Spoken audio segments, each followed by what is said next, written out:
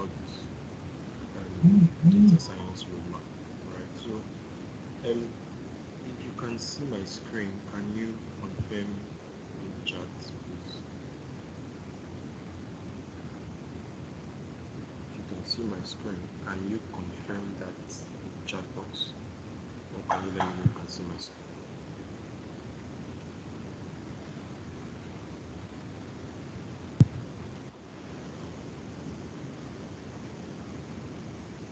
Okay, let's give others, say, 5 more minutes to join in. All right, let's try and give others about 5 more minutes to join in.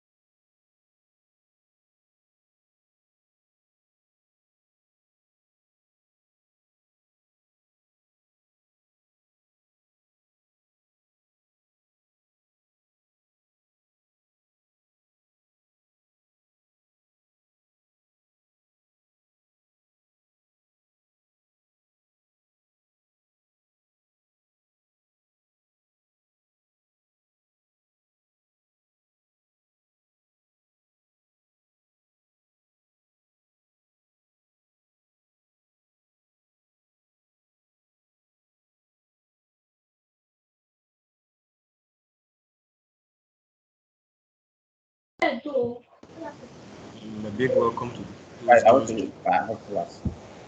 So let's give others 2 more minutes to join in. Yes, that. Okay, so it's about Not close. 3 Then 5. that's something.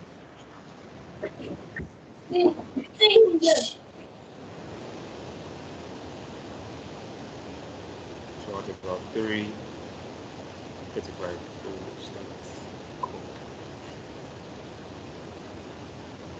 A big welcome to everyone that is present for this call. Welcome, welcome.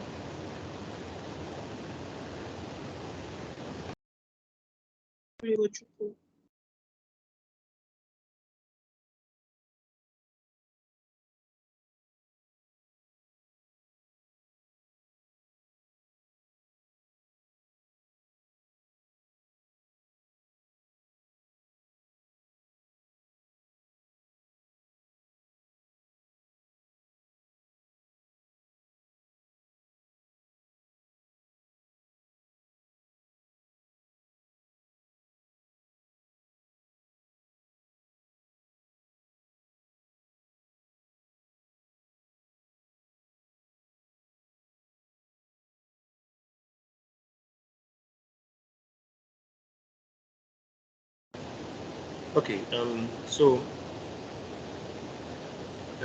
this call is basically to guide us through data science roadmap. All right, so by the end of this call, we should basically.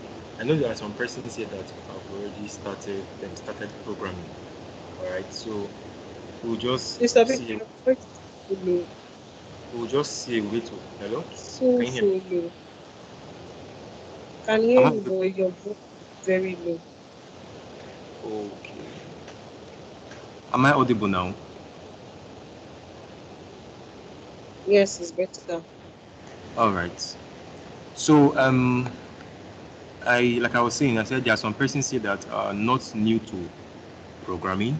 So this call is basically to see us through what programming talks about, then take us through to what exactly data science talk about, then setting up our data science environment, and finally guiding us through a roadmap of a successful data science project.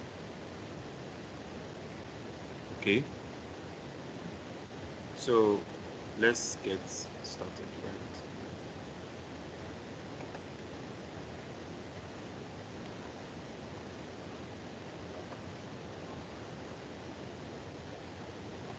Okay, so topics that will be covered for today's meeting is what programming is in general, right?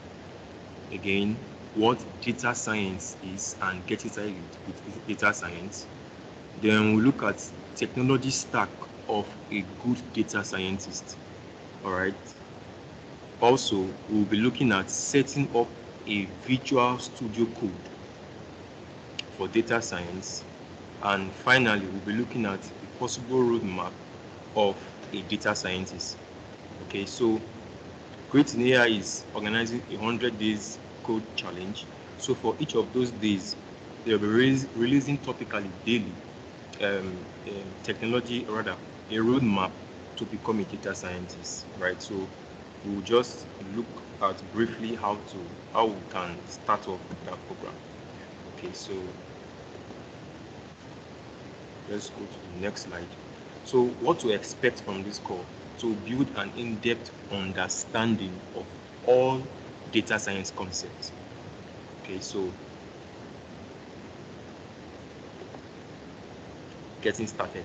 So programming or coding in general. So let us look at programming or coding in general. Now, take for example, if I travel to a country where a different language is spoken, Abi. For example, I travel to say Russia, or rather, I travel to France, where they speak French. All right. If I want to communicate with them, I have to first of all learn French in communicating with them. Okay. Now, after learning French, I will memorize some language as pertains to if I'm going to be entering into business. All right. If I'm going to be doing business with them, there are some basic business terms that I will learn in order for me to actually relate well with them. All right, so that is basically what I'll be doing first, trying to understand the language that they speak. After understanding the language they speak, next thing I'll do is communicating this language with them. And in communicating this language with them, I'll have to do that through a medium, right? I'll use my mouth in communicating with them through this language. All right, now let us now come down to the programming world. Now, starting off programming, all right, there are different programming languages. All right, currently we'll be talking about data science. Now, for data science, there are basically two languages that we normally use for a data science. Okay, but later on we'll see which of these languages mostly used, which will be Python. Right, so Python is one of those languages that will be used for data science. Now, the thing is, after understanding the Python language, all right, after understanding the Python language, all right, we need a medium of communicating this language with our different system. Okay, that is where we come and hear of an editor text. So an editor text now is acting as our mouthpiece, right, in communicating this language. So starting with Python, we have to first of all download Python. So in the real world, when I talk about traveling to France, so first of all, you learn their language by downloading it into your brain, right? Understanding their language in your brain. But for your system, you just have to go and download Python language, then and copy to path, right? Then your system now know that, okay, Python language is present here. So after downloading the Python language, the next thing is a medium of communication, right? Medium of communication now will now be our editor text, which will be acting as our mouthpiece. All right. After getting an editor text, now there are different languages, like I said, and there are different editor texts also.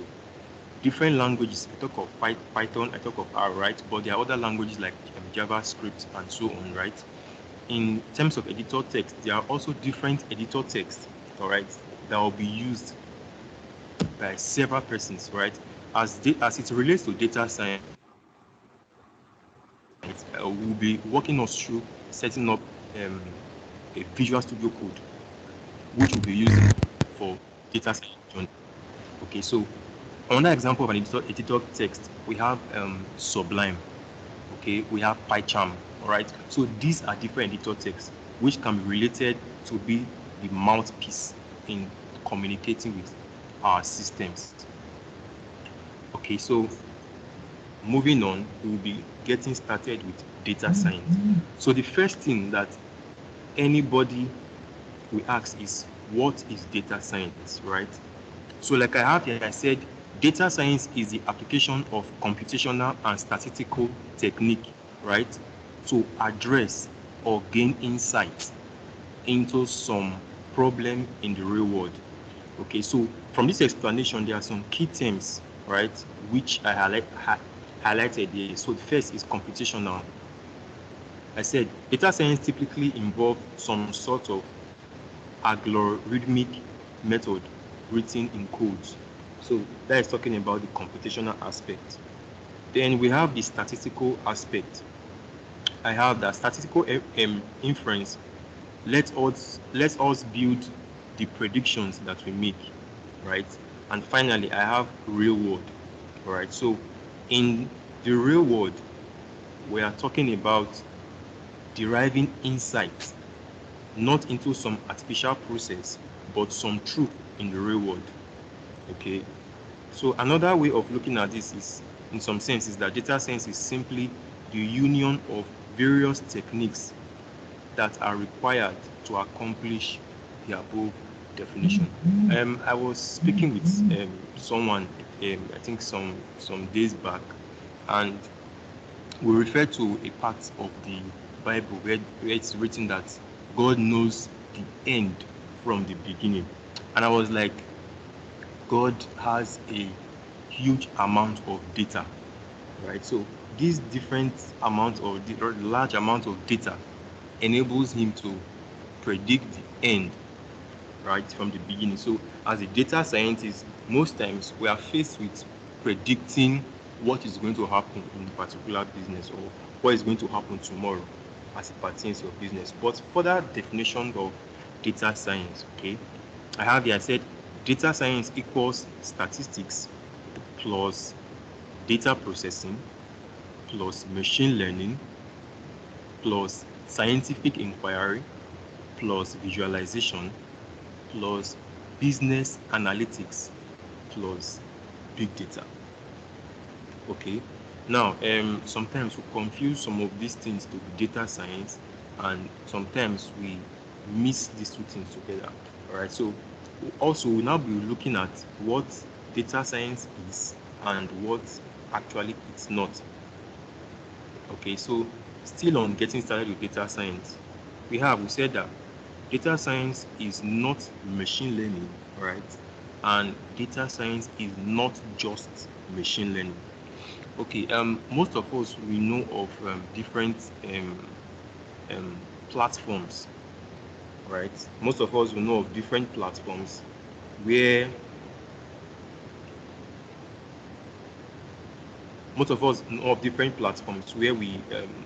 we answer or handle different they call them data science competitions, where we are left with doing some predictions on some data, right? So basically we are actually applying machine learning, right? So applying that is not actually data science, okay, and that is not actually just data science. So we can say that machine learning is a part of data science, but machine learning is not data science. Okay, so machine learning involves computation and statistics. All right, so when we are doing those predictions, we think we are doing data science, but we are not actually doing data science. All right, so data science does not entail all that, right? But it is part of data science. Okay, So another thing that will confuse data science is to be statistics, right? So data science is not just statistics, okay? And data science is not statistics. All right. Now, what is statistics all about? So statistics involve analyzing data computationally, right, to understand some phenomenon in the real world, right? And there is a tool that most persons who do statistics use, right? They normally use the Arrow language, basically for statistics. And finally, another thing that will confuse data science to be is to big data. Okay, so most times data science is not big data. All right, so sometimes we want to get a large amount of data, right, to do um, some machine learning, so right, to do some predictions and stuff like that. But most times those large amount of data is not really needed in answering some basic questions that we want to answer. Just having the right data, okay, can enable us get answers to whatever we want. All right, so data science just involves you trying to get concepts about what's happening here, right? We already know that from basic definition that data are raw facts. Okay, so as a data scientist, what you need now is information, right? Information enables you to determine what has happened, okay, and those same information can also enable you to determine what will happen. All right, so let's move forward to, so will not be taking much time. All right, so let's move forward to technology stack as it relates to data science. So here I have like a list of stack that we should be familiar with in order to call ourselves a data scientist. All right, so first we have Python, right? I've already explained Python is a language, right? Where we also have R as a programming language, right? Technology stack, again, we have to understand our data structures, okay? We have to understand NumPy, right? We have to understand the use of NumPy, okay? So NumPy basically is basically is for our math operations, okay? Then we have our pandas. Our pandas help us work with our data sets. Okay, for example, want to import some data, want to do some data frames, want to see how our data works. So most times we're involved with different kind of data, right? We can have data from Excel file, we can have data in the form of CSV. Sometimes we need data from the web, all right, which we call web scraping, right? Most times again, when we work on research papers, most times we want to extract data from those PDF files. So instead of you reading a whole PDF file, trying to manually get data yourself and type in some data and the rest. So Pandas is one great tool that will help us extract and visualize and see how those and see how we can use those data. All right. So data is Pandas is basically used for data frames. Then we have our Matplotlib, Seaborn, which basically help us to visualize this data, right? Want to visualize data, for example, want to do some charts, want to get some explanation, want to see some trend, right? Then we have our NLTK, natural language processing. Okay, I think currently you will hear of chatbots here and there, and different form of chatbot on both websites and the rest. So they basically use the tool NLTK for this chatbot. You send you so it's not you're not speaking to the person directly per se, right? You drop some questions and it can give you some answers immediately. Right now we see this chatbot in most of our apps as well. You see some persons making use of chatbots even on our WhatsApp currently, on our Discord channels. You see some bots there, right? Also, we have PyTorch and we have our Tensor. More technology stack that we should be familiar with is our OpenCV when you are now trying to work with image data. Okay, so this is a great tool to use. Then also there are other frameworks that we can make use of, right? Some inbuilt frameworks that we can use and we can make use of in visualizing data and getting insights from our data. So we have Tableau, we have um, Power BI.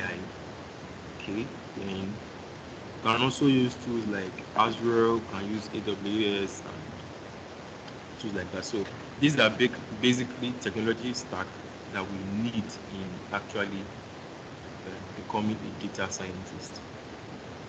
Okay, so next we will want to get started with Visual Studio Code on Windows for those that are using Windows, and also on Ubuntu for those that are making use of Ubuntu. So on our Windows, we can just go online and search out download VS Code, Visual Studio Code. We get the link to download our Visual Studio Code. After getting the link to download our Visual Studio Code, just install it. After installation, it opens up. Okay, then starting with our Jupyter Notebook, we go to our extension in our Visual Studio Code and just search out Jupyter Notebook. Searching out Jupyter Notebook, it installs Jupyter Notebook automatically. Alright, then we can start off working with Jupyter Notebook on VS Code. Let me check. Let me see if I can give a quick demo. Then for those using Ubuntu, alright, those making use of Ubuntu, you have to just go to your app store, that is your software, your Ubuntu software, search out your Visual Studio Code and download and install. After downloading and installing, it pops up. And you can still follow the same process of a moment, please. Alright, so currently I'll be using Ubuntu, right? So after downloading from our Ubuntu software, which is here, you can see our Visual Studio Code icon. So open it up.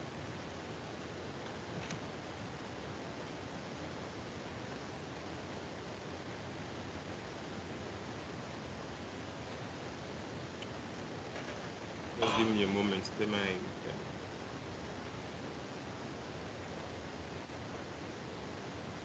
so we'll just do a small walkthrough on Jupyter Notebook.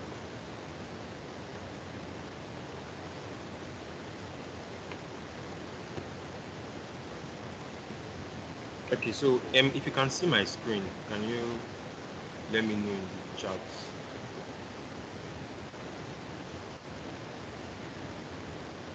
If you can see my screen, let me know in the chat.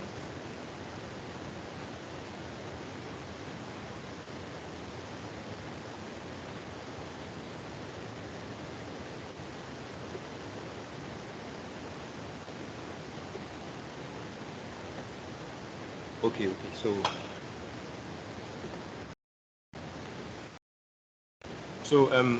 I already have Jupyter Notebook installed. What's what I'm talking about? So I go to my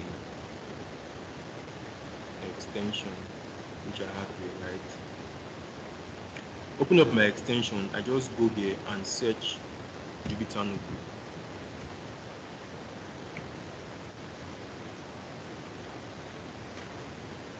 So if you're working with Ubuntu, you go to your Ubuntu software, search out Visual Studio Code, and it opens up, right? If you're working with Windows, you just go on your browser and search download Visual Studio Code. So once it downloads, you click on it and it installs, right? So after installing, you just come to your extension in your Jupyter Notebook, search in your Visual Studio Code, search Jupyter Notebook and install it in your Visual Studio Code.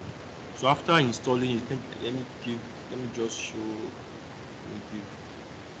After installing it, then you can start running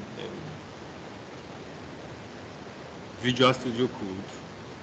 You can start running Jupyter Notebook in your Visual Studio. Okay, so it can appear something like this.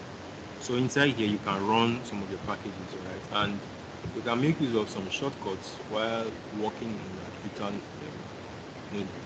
Also, in your Jupyter notebook, you can just download Python packages directly instead of using your command prompt. So, starting that, you can use your exclamation mark, that is after installing Python language as well, which I talked about in the beginning of the call.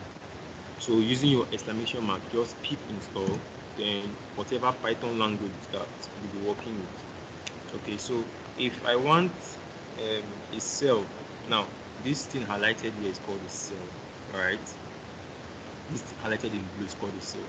If I want to run this cell, I can see a play button by the side here, right? I can just click on this play, or I can click on shift enter. Shift enter will run that cell for me. Okay, so here I can just click on the play here and my cell starts to run, or I can just simply shortcut. I just press use my shift enter to run my cell. All right, so now for example, if I want on that cell to open below it, I can use my escape B. All right, escape and B is a shortcut for me to bring the cell below here. All right, if I also want to bring the cell below, I can use this sign up here that look like plus, right? Plus O to bring the cell below. If I want to bring the cell above, I use my escape and A. So a cell comes above this.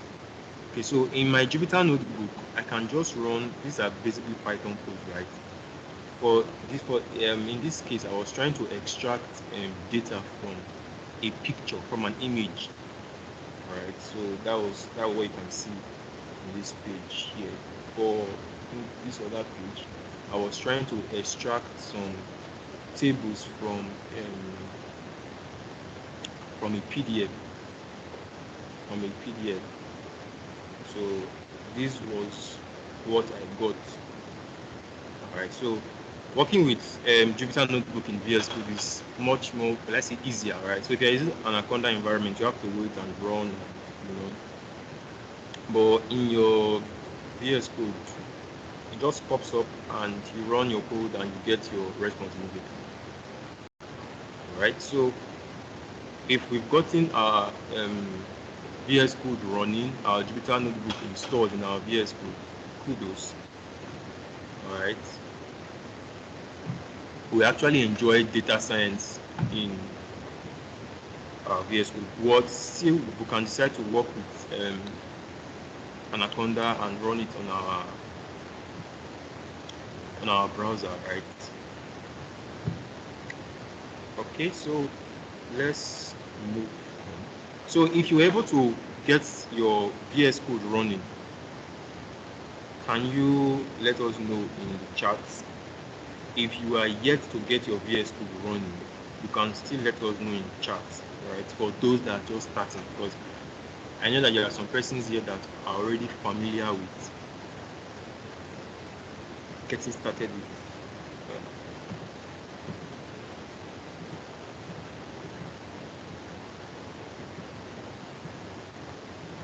So if you're able to follow through getting started with your VS Code, can I see your message in the chat?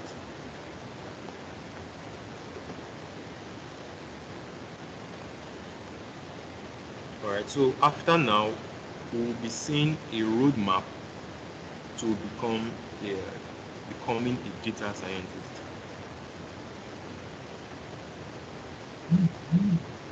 All right, so I'll be sharing with us. Roadmap is more like, all right, excellent, cool. So, when you are studying for a course, right, for 100 level, for example, like that, there are, will I say, course, what they call course outline, right? Yeah, so it's basically like an outline.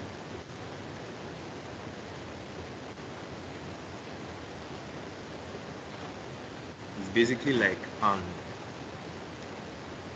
all right, excellent, cool.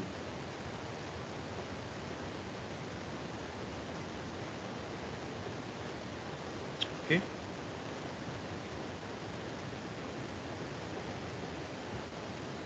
So I'll be sharing with us a possible data science roadmap.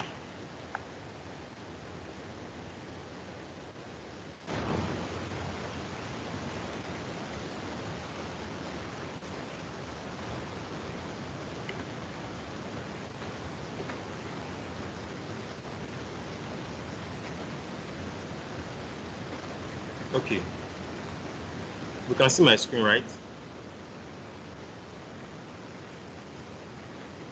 All right, so a data science roadmap is divided into 12 sections, which we have here, right? So first, we have Python programming and logic building. Next, we have data structure and algorithms. Next, we have pandas, matplotlib, and numpy. Next, we have statistics. Next, we have SQL. Next, we have data visualization, right, with either Tableau or Power BI. Then next, we have machine learning. We have NLP, natural language processing. We have computer vision. We have big data and PySpark, right? So again, we now have operations with Azure, AWS, right? And finally, we have to have about 5 major data science projects, and we have to also understand how to use our Git, all right, and upload our project on our GitHub profile. So during the process of the 100 days challenge, probably we'll be seeing how we can actually make our GitHub nice and appear fine.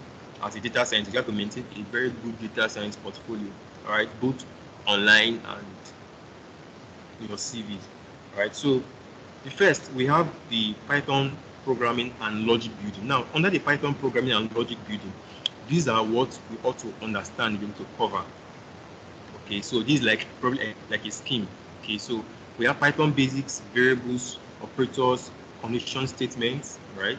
We have list and string. I know that most of us are familiar with this already, right? We have while loop, nested loop, loop else.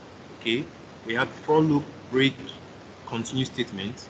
So this will be shared with us, right? So it will be shared with us, both the slide and this whole roadmap. Okay, so then we have a dictionary, tuple, set, file handling, exception handling. We have OOP, object-oriented programming. And we have modules and patterns. Then moving down to the data structure and algorithms, right? I said data structure is most important thing to learn, right? Not only for data science, not only for data scientists, right? But for all the people working in computer science, right? So with data structure, we get an internal understanding of everything in software. Okay, so under data structure and algorithms, we need to understand types of algorithms and analysis. Then the examples here, then we have stack, listed, linked list, trees, graphs, sorting, searching, and hatching. Right. So sorry if I'm trying to rush through the roadmap, right? So just try and follow suit. But the whole roadmap and everything will be shared with us. Okay, so there's no need to just reviewing it. Then the next we have pandas, numpy, and matplotlib. Right? I think I've talked about these whole three when I started explaining. Okay, we can see under the numpy there are some basic things we need to understand what we use numpy for. When you see vector matrix, operation on matrix, right? So that is for numpy. When I said that numpy is basically for math operations, right? Then we have our pandas. So under pandas, see what we need to understand. Okay, I think I talked about working with data, right? Operations on data frame, different ways to create data frames. Okay, then we have our matplotlib. So under our matplotlib, we are seeing graph basics, format strings in plot. We see our charts. I think I talked about charts, pie chart, and histograms. Then fourth roadmap, we have statistics. So as a data scientist, you need to understand that statistics. Under statistics, we have descriptive statistics, which Under there, we're covering measure of frequency and central tendency, right? Then we have the differential statistics.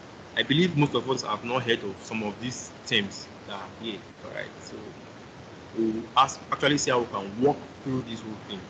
So that is your default. Then we have our SQL. So inside our SQL, we have these topics to cover, right? Setting up SQL server, basics of SQL, data types in SQL, our selects, right?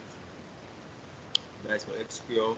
And we have visualization with Tableau, right? So under visualization with Tableau, this is basically what we need to cover and understand. Then visualization with Excel. So Microsoft Excel is another good tool for visualizing our data, right? So most times we don't want to do the programming and the coding and everything. So these are actually frameworks that we can use instead of using Jupyter Notebook or editor text to start writing a lot of code.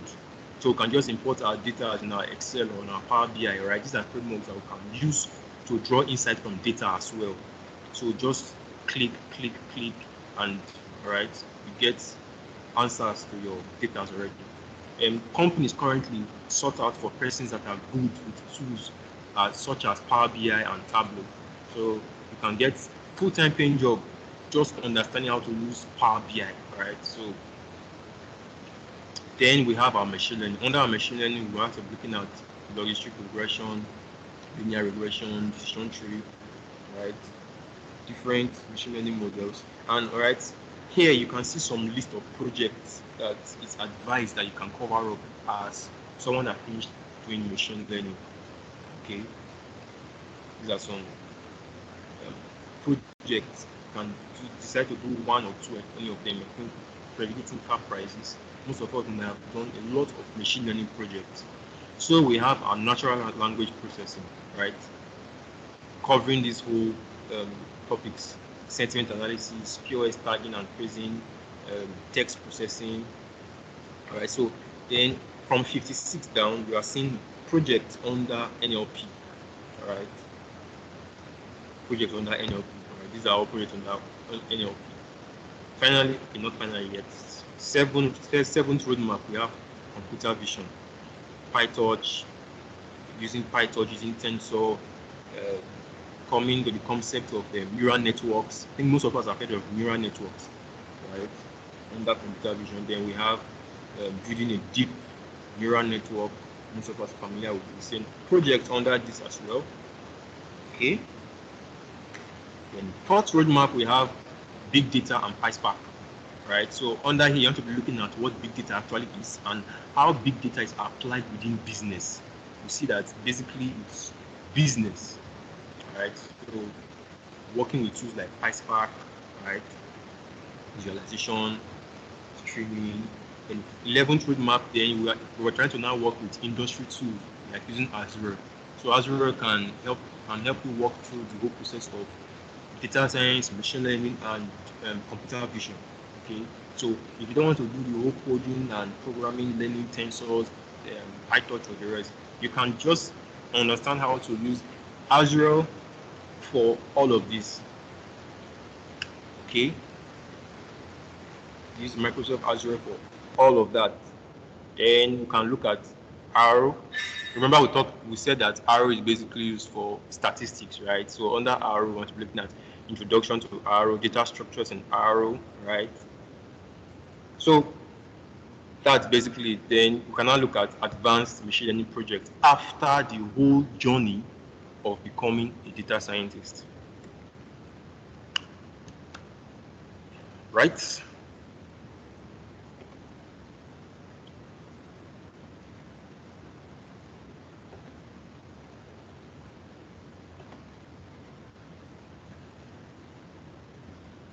Okay, so yeah, that's the whole journey. So those of us that will be involved for the whole 100 days of data science will be walking through all those roadmaps, all right, and providing us with documentations and learning resources that we'll be using to cover those roadmaps. So it is believed that by the end of the whole 100 days, we'll be familiar with data science and data science concepts, and we can call ourselves a beginner data scientist, right? Because we have to now work with, we have to now probably do some internships and work with some industries and actually see how we can put this whole skill to use. So that is it for today's call. If there are any questions or any comments or something that you feel that was not really covered, you can ask or we can drop comments in our chat box. Yes, we can get the document. Yeah, we can get the document. Oh, thank you, Nobel. Thank you. You said nice roadmap. All right. Thank you very much. Thank you very, very much. So don't forget that Grit in AI is taking us through 100 days code challenge. Right. So just drop the name here. You can check about it. So all those roadmap, they will be providing us with the daily task and the daily topics that will actually guide us through the whole process of becoming a data scientist. So by the end of the 100 days, you can see that, oh, I'm good. No, Ivan, it must not just be only business, all right? But it can be applied in business. That's what that was trying to say. It's not just about business. You can't wait, Ebuka. Nice, right? Can one still use? Yes, you can use Anaconda. You can use Anaconda. Whether in Anaconda or Visual Studio Code work fine. All right, either of them works fine. Basically, work the same way.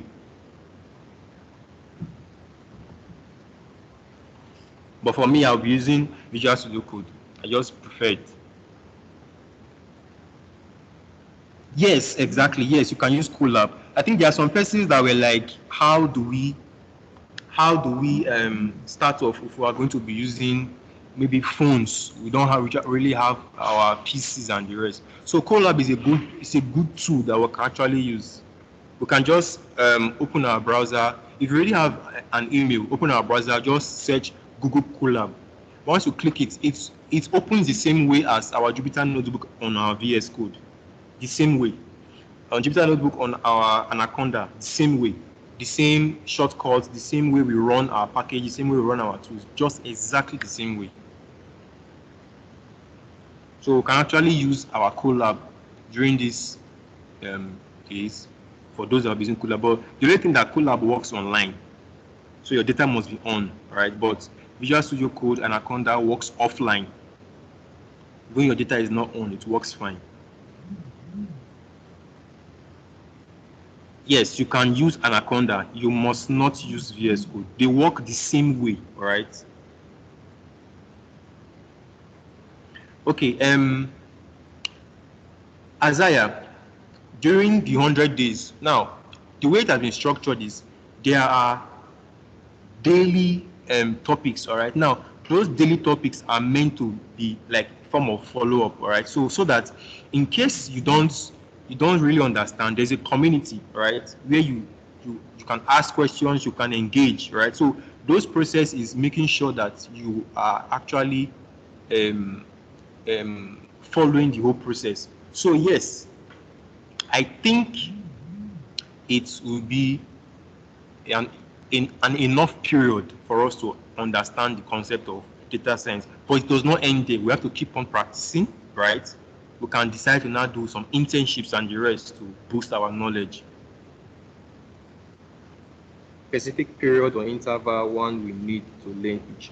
Okay, the way the whole topic is structured is, if you notice, there were some numbers by your side. It's numbered from 1 and the rest. So in a day, you can just choose, you can take out an hour or 2 hours, because most persons are actually working, right?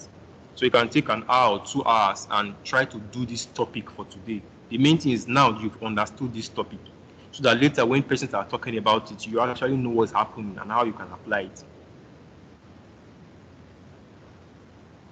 Okay, so starting off the 100 days, I think it will be posted on Written AI's page, Written AI's channel.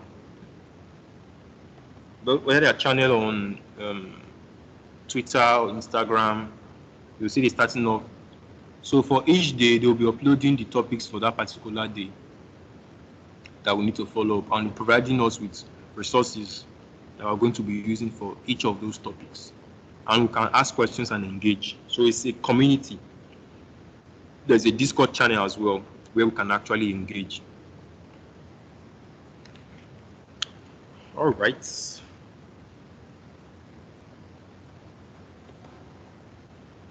Any other questions? All right. So thank you very much. It was nice having you guys on the call. We hope to see again. For those that would like to connect with me, probably ask some other questions, these are my handles on LinkedIn, on Twitter. All right, so you can reach out. And all right, so it's a bye from here, right? Right. Thank you very much. Thank you very much, Ibuka. Appreciate it. Thank you very much, Noble. Thank you. Thank you, Alvan.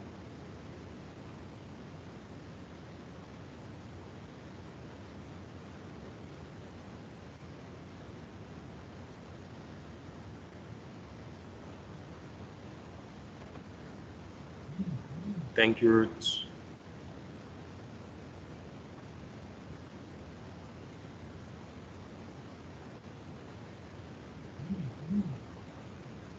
Okay, yeah, the document will be sent to our Written AI's community channels. All right. But if you want the document still and you are not in those channels, you can just reach me via my LinkedIn or send me a direct message. Or you can drop your mail and I mail them to you. For those persons that are not in the community channel.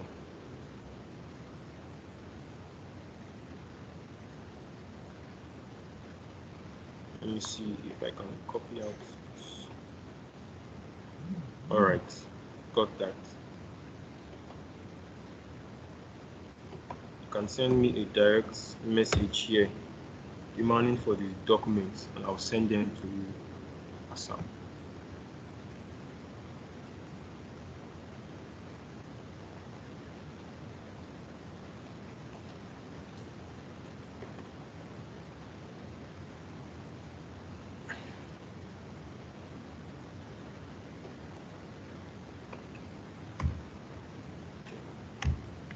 All right.